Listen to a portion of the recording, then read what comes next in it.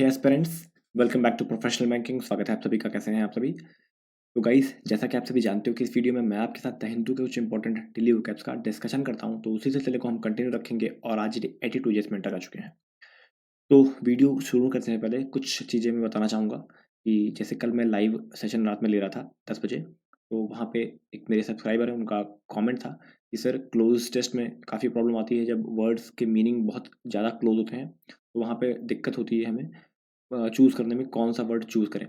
तो वो पूछ रहे थे इसका सॉल्यूशन। तो मैं बताना चाहूँगा आपको कि पहले तो आपको पैसेज पूरा पढ़ना है और पैसेज पढ़ के ये समझने की कोशिश करनी है कि पैसेज में कहना क्या चाहता है, क्योंकि जो वर्ड होते हैं, कई बार ऐसे वर्ड होते हैं कि पर्टिकुलर पैसेज में वो फिट नहीं होंगे, लेकिन दूसरी जगह वो फिट हो जाएंगे। तो पहले तो पैसेज पढ़ना इंपॉर्टेंट है। दूसरी बात, आपको वर्ड की ना पार्ट्स ऑफ स्पीच आनी चाहिए। पार्ट्स ऑफ स्पीच अगर आती है तो आप काफ़ी सारे वर्ड वैसे ही एलिमिनेट कर लोगे, क्योंकि वो ब्लैंक आप जब देखोगे, ब्लैंक के पहले क्या वर्ड है और ब्लैंक के बाद में क्या वर्ड है, उससे आप रिलेट करके ये बता पाओगे कि ब्लैंक में कौन सा वर्ड आएगा, पार्ट्स ऑफ स्पीच कौन सी आने वाली है। तो वहाँ से आप इस चीज़ को सही कर सकते हो। बाकी अब आपने मुझे बताया है तो मैं इसका कोई ना कोई सॉल्यूशन निकालूंगा। मैं क्लोज टेस्ट तैयार करूंगा, बनाऊंगा जो मेरे वोकैब्स हैं इनसे रिलेटेड, और जो बहुत ही मिलते जुलते वोकैब हैं उनको लेकर आऊँगा और आपको कंपैरिजन करना सिखाऊंगा कैसे कौन से वर्ड को हम एप्रोप्रिएट वर्ड को चूज़ करते हैं। और ये भी कहूँगा आपसे कि जब आपको बहुत ज़्यादा कन्फ्यूज़न लगे तो आप उस चीज़ को स्किप करना सीखो, ठीक है? क्योंकि स्किप नहीं करोगे एग्ज़ाम में तो फँस जाओगे। कोई ज़रूरी नहीं है सारी चीज़ें अटेम्प्ट करो, लेकिन हाँ, अभी घर पे तैयारी कर रहे हो तो घर पे चीज़ों को अटेम्प्ट करो, ठीक? कोशिश करो, गलत हुआ कोई दिक्कत नहीं है, हम उसका आंसर भी देखेंगे, ठीक है? आपने मुझे डाउट बताया है अपना, मैं उसका सॉल्यूशन निकालने की कोशिश करूँगा पूरी तरीके से। और आप में से किसी को भी डाउट अगर आता है तो आप मुझे कमेंट बॉक्स में बताइए। मैं जब मेरे पास डाउट आता है तो मैं उसका सॉल्यूशन निकालने की कोशिश करता हूँ, ठीक है? तो चलिए स्टार्ट करते हैं वीडियो को। वीडियो अगर चैनल पर नए हो तो चैनल को सब्सक्राइब कर लेना, बेल आइकन को प्रेस कर देना, वीडियो अपने दोस्तों के साथ शेयर कर देना, ठीक है? चलो, तो आज हम बात करेंगे, हमारे पास जो पहला वर्ड है वो है टर्मोइल। टर्मोइल एक नाउन होता है। अच्छा, नाउन की पहचान कैसे होती है? किसी चीज़ को हम कैसे पहचानें कि कोई चीज़ नाउन है या प्रोनाउन है या वर्ब है या एडवर्ब है या एडजेक्टिव है या प्रीपोजिशन है, कंजंक्शन है? तो अब मैं धीरे-धीरे आपको ये भी बताना शुरू करूँगा कि कैसे हम नाउन की पहचान करते हैं, ठीक है? चलिए आज ही से शुरू करते हैं इस चीज़ को। तो मीनिंग पहले देखेंगे, मीनिंग क्या होती है इसकी, ठीक है? मीनिंग एक बार देख लेते हैं, उसके बाद मीनिंग के थ्रू मैं आपको इस चीज़ को समझाऊँगा कैसे ये नाउन है। देखो, turmoil A state of extreme confusion, किसी चीज की क्वालिटी के बारे में बता रहा। एक स्टेट है, एक टाइम है, एक समय है, उस क्वालिटी को बता रहा है कि बड़ा कंफ्यूज है ना? तो जब noun is a place person thing और किसी चीज की क्वालिटी के बारे में बताता है तो वो क्या कहलाता है? Generally noun. कोई चीज के बारे में बता रहा है तो वो तो क्रिया होगी, वो तो वर्ब हो जाती है ना, कि करने की जो चीजें बता रहे हैं। जैसे मान लो वर्ब और नाउन में फर्क बताता हूँ मैं आपको।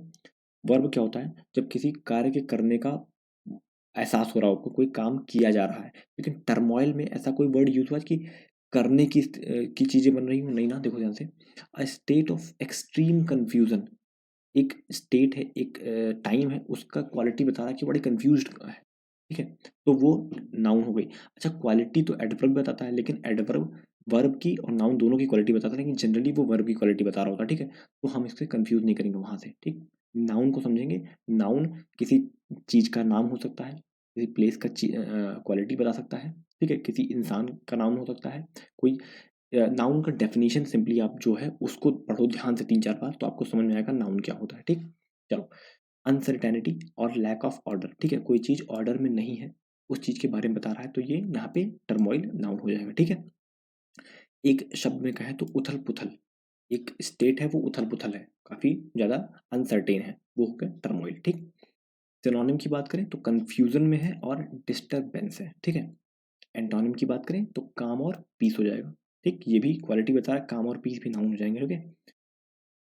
बात करें सेंटेंस में इसको कैसे यूज किया गया है, तो the country is in turmoil and seems to be edging toward the civil war. तो कंट्री जो है वो टर्मोइल कंडीशन में है, बहुत उथल पुथल मच रखी है कंट्री में, और अब दिख रहा है कि वो वॉर की दहलीज पर है। एजिंग टुवर्ड सिविल वॉर का मतलब होता है वॉर की दहलीज पर है, ठीक है?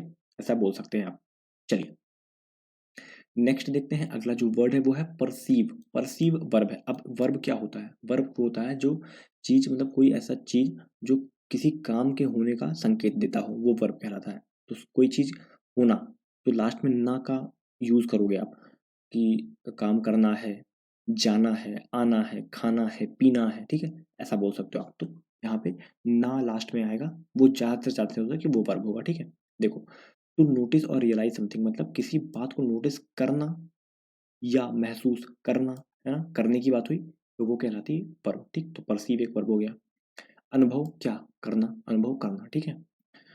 सिनोनिम करें तो रिकॉग्नाइज और एक्सपीरियंस हो जाएगा। एंटोनिम की बात करें तो अवॉइड और डिसबिलीफ हो जाएगा। बात करें सेंटेंस में से कैसे यूज किया गया है, तो his mouth fell open as he perceive the truth, उसके मुंह खुले के खुले रह गए जब उसने सच्चाई का अनुभव किया या सच्चाई के बारे में जाना, ठीक है? ऐसा बोला है इस सेंटेंस में। चलिए आगे देखते हैं। अगला जो वर्ड है वो है बेड रॉक। बेड रॉक एक नाउन होता है। कैसे होता है नाउन ये भी देखते हैं। तो a strong base of something, देखो किसी चीज की क्वालिटी के बारे में बता रहा है, किसी चीज के बेस बता रहा है, वो भी स्ट्रॉन्ग बता रहा है ना। तो बेड रॉक एक स्ट्रॉन्ग बेस ऑफ समथिंग, मतलब किसी चीज को बेस मानते हुए, किसी चीज को आधार मानते हुए बताया जा रहा है यहाँ पे ना बेड रॉक को, तो वो नाउन कहलाएगा, ठीक है? स्पेशली द फैक्ट और principal on which it based, ये किसी चीज का आधार बता रहा है, ठीक है? किसी चीज के लिए एक मजबूत आधार, विशेष रूप से वे तथ्य या सिद्धांत जिन पर वह आधारित है, ठीक है? एक शब्द में आप आधार इसको बोल सकते हो कि आधार होता है, बेडरॉक मतलब आधार होता है, किसी चीज को आप आधार लेते हुए, ठीक है, उसको बोलते हो। सिनोनिम की बात करें तो रूट और बेस हो जाएगा, किसी चीज का एकदम रूट और बेस। और एंटोनिम की बात करें तो ऑक्सिलरी और आफ्टर आफ्टर थॉट हो जाएगा, मतलब सोचने के बाद, बहुत ज्यादा सोचने के बाद, मतलब सब कुछ खो जाने के बाद, ऐसा बोल सकते हो आप, ठीक? किसी चीज का बेस नहीं लिया जा रहा है इसको, ऐसा एंटोनिम में है, ठीक है? सेंटेंस में इसका यूज देखें तो honesty is the bedrock of a good relationship तक को, अगर गुड रिलेशनशिप, अच्छी रिलेशनशिप है किसी की, तो उस रिलेशनशिप में जो बेडरॉक होना चाहिए वो ऑनेस्टी होना चाहिए, ठीक है? ऑनेस्टी को आधार रखते हुए एक रिलेशनशिप को हमें अच्छा करना चाहिए, कि हमें सच रहना है, सच्चा रहना है उस रिलेशनशिप में, ठीक है? ऐसा इस सेंटेंस में बोला गया। चलिए नेक्स्ट देखते हैं। अगला जो वर्ड है डेटर। डेटर एक वर्ब होती है। कैसे होती है वर्ब ये देखते हैं।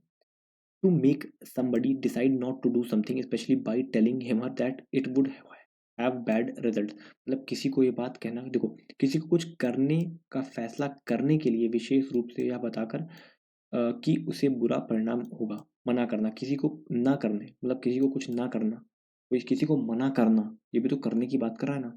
जब करने की बात आई तो वो वर्ब हो गया, ठीक है? तो एक शब्द में रोकना आप इसे कह सकते हो, देखो ना यहाँ पे भी आके लास्ट में। सिनोनिम की डिस्यूड करना या कॉशन करना, ये दोनों इसके सिनोनिम हो जाएंगे।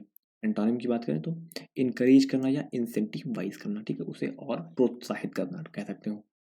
सेंटेंस में इसका यूज देखें तो they introduce new measure to deter crime, तो उन्होंने एक नया तरीका निकाला है क्या करने के लिए, क्राइम को रोकने के लिए, ठीक है? ऐसा सेंटेंस में बोला गया है। चलिए आगे देखते हैं। अगला जो वर्ड है हमारा वो है इनहेरेंट। इनहेरेंट एडजेक्टिव होता है। एडजेक्टिव अब क्या होता है, नाउन और वर्ब तो मैंने बता दिया, नाउन भी पता होगा आपको, प्रोनाउन भी पता होगा, वर्ब भी पता होगा। एडजेक्टिव क्या होता है? एडजेक्टिव वो चीज होती है जो वर्ब की क्वालिटी को बताता है, ठीक है, वो होता है एडजेक्टिव, याद रखना। और एडवर्ब, वर्ब, नाउन, वर्ब और एडजेक्टिव तीनों की क्वालिटी को बताता है, लेकिन बहुत ज्यादा ये एडजेक्टिव और वर्ब की क्वालिटी बताता है। नाउन जो एडवर्ब होता है ना वो नाउन की क्वालिटी थोड़ा कम बताता है, ठीक? एडजेक्टिव जो वर्ब की क्वालिटी को होता है। चलो मैं एग्जांपल के थ्रू समझाता हूँ। ही प्लेज क्रिकेट, इसमें प्लेज क्या है, वर्ब है, वह क्रिकेट खेलता है। ही क्या हो गया, प्रोनाउन हो गया। प्लेज क्या हो गया, वर्ब हो गया। क्रिकेट क्या हो गया, नाउन हो गया ना। क्या खेलता है, क्रिकेट खेलता है, ठीक है? अच्छा ही प्लेज गुड क्रिकेट, वह अच्छा, ही प्लेज गुड क्रिकेट, वह अच्छा क्रिकेट खेलता है ना। क्रिकेट को अच्छा खेलता है ऐसा बोल सकते हो आप। तो गुड यहाँ पे क्या हुआ बताओ, एडजेक्टिव। एडजेक्टिव हो गया क्योंकि एडजेक्टिव जो है वो वर्ब की विशेषता को बताता है ना। वर्ब जो प्ले हुआ वो कैसा खेलता है, अच्छा खेलता है ना। तो एडजेक्टिव जो है वो बताता है वर्ब के बारे में। अच्छा he plays very good cricket, तो वेरी आ गया, वेरी बताएगा गुड के बारे में, और फिर गुड बताएगा वर्ब के बारे में, मतलब प्ले के बारे में ना। तो वेरी यहाँ पर वर्ब हो गया, गुड एडजेक्टिव हो गया, और प्लेज हो गया आपका वर्ब, ठीक है? ऐसा आप इसको याद रख सकते हो। छोटा सा एग्जाम्पल दिया मैंने आपको बस, ठीक? चलिए तो मीनिंग यहाँ पे देखें इसका, तो ए बेसिक और परमानेंट पार्ट ऑफ समथिंग, मतलब कोई ऐसी चीज जो बेसिक पार्ट हो किसी चीज की, वो इनहेरेंट कहलाती है। पहले से ही अंतर्निहित बोल सकते हो, एक शब्द में आप बात करो तो जन्मजात या अंतर्निहित जो चीज पहले से ही आपके पास हो, ठीक है? सिनोनिम की बात करें तो इननेट और बेसिक हो जाएगा। एंटोनिम की बात करें तो एक्वायर्ड और, मतलब बाहर से मंगाई गई है, बाहर से ली गई है, एलियन भी से कह सकते हो आप, ठीक?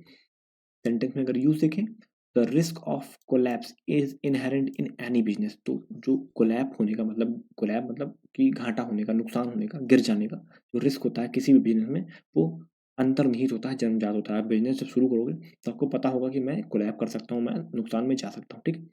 ऐसा इस सेंटेंस में बोला गया है। चलिए आगे देखते हैं, अगला जो वर्ड है वो है डेंट। डेंट एक वर्ब होती है, कैसे होती है ये देखते हैं। To damage a flat surface by hitting it but not breaking it, मतलब किसी चीज को छोटा सा नुकसान पहुंचाना, यानी उसे मतलब एक नुकसान पहुंचाना क्या हो रहा है, नुकसान पहुंचाने का मतलब कोई एक्शन का काम कर रहा है ना, एक्शन इंडिकेट कर रहा है कि एक्शन हो रहा है, नुकसान पहुंचाना। हाँ, तब इसलिए ये वर्ब कहलाया गया, ठीक है। तो किसी समतल सतह को मारकर नुकसान पहुंचाना, लेकिन उसे तोड़ना नहीं, उसे तोड़ना नहीं है, उसे थोड़ा सा डेंट देना है, नुकसान पहुंचाना है, ठीक है। एक शब्द में कहूँ तो चोट देना आप कह सकते हो, ठीक है। उसके बाद सिनोनिम की बात करें तो क्रेटर या मार्क हो जाएगा। एंटोनिम की बात करें तो इम्प्रूव या इनहेंस हो जाएगा, ठीक है। बात करें सेंटेंस में कैसे यूज किया है, तो you made a dent in the door when you kicked, तो आपने एक चोट पहुंचा दी है डोर पे जब आपने उसे किक किया, मारा उसे, ठीक है। ऐसा बोला है सेंटेंस में। चलिए आगे देखते हैं, अगला वर्ड है हमारे पास क्वैगमायर। क्वैगमायर एक नाउन होती है, कैसे होती है ये देखेंगे पहले।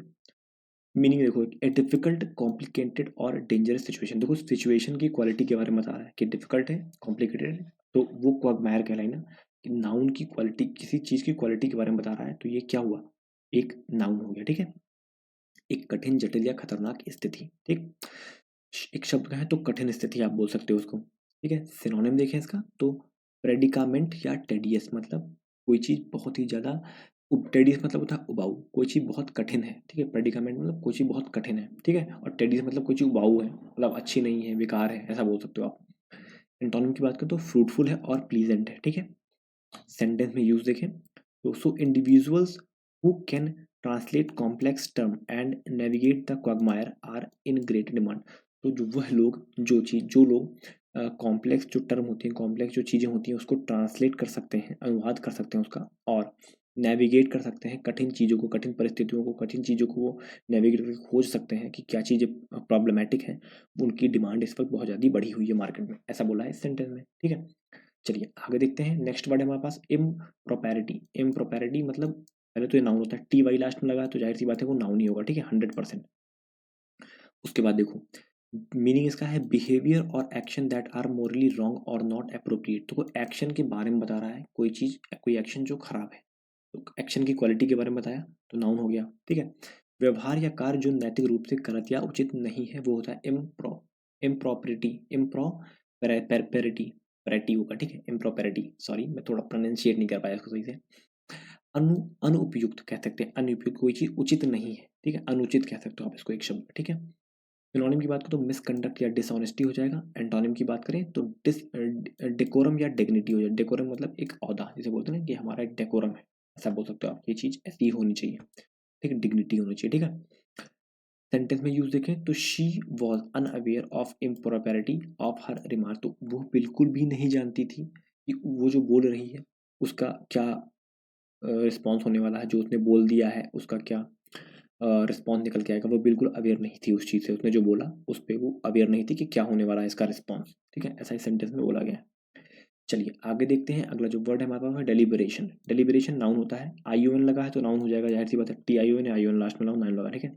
देखेंगे कैसे होगा, डिस्कशन और thinking about something in detail, किसी चीज़ के बारे में बहुत ही गहराई से सोचने का काम होना, तो डेलिबरेशन होता है वो, ठीक है। करने का यहाँ पे भी हो रहा है बोझ है, लेकिन आई ओ एन लगने की वजह से, मतलब आई ओ एन नहीं कहेंगे, ये डेलिबरेशन, किसी चीज़ के बारे में सोचना कह सकते हो आप इसको, तो ये नाउन की तरह यूज़ किया गया है इसको, ठीक। चलिए विचार विमर्श बोल सकते हो आप, ठीक है। सिनोनिम की बात करें तो म्यूजिंग और कंटेम्पलेशन, ठीक है, ये इसके सिनोनिम हो जाएंगे। और एंटोनिम की बात करें तो हेस्ट या हरीड हो जाएगा, बहुत जल्दी जल्दी में वो चीज़ आप कर रहे हो, ठीक। बात करें सेंटेंस में इसको कैसे यूज़ किया गया, तो आफ्टर मच डेलिब्रेशन, बहुत सारी विचार विमर्श को सोचने के बाद, I decided to reject her offer, मैं ये डिसाइड किया कि मैं उस ऑफर को रिजेक्ट कर दूंगा, नहीं लूंगा, ठीक है, ऐसा बोला है इस सेंटेंस में। चलिए आगे देखते हैं, अगला जो वर्ड है वो एक्रीमनी। एक्रीमनी एक नाउन होता है, इसका क्या मतलब होता है, इसका मतलब होता है angry and bitter feeling for और वर्ड्स, मतलब किसी के लिए मतलब गलत भाव होना, गुस्से का भाव होना, या संतुष्ट ना होना, बिटर फीलिंग होना, कड़वाहट होना किसी चीज को लेके, किसी इंसान को लेके या किसी सिचुएशन को लेके, वो होता है एक्रोमनी, ठीक है।